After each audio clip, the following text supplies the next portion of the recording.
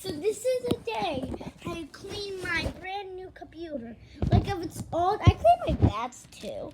You need a pair of napkin with water. It's so like dry water.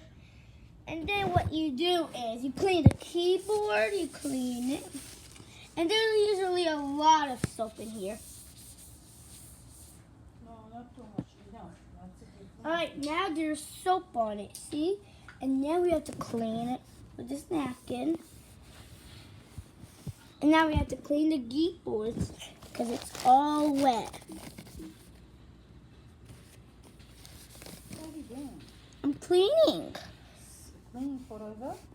No.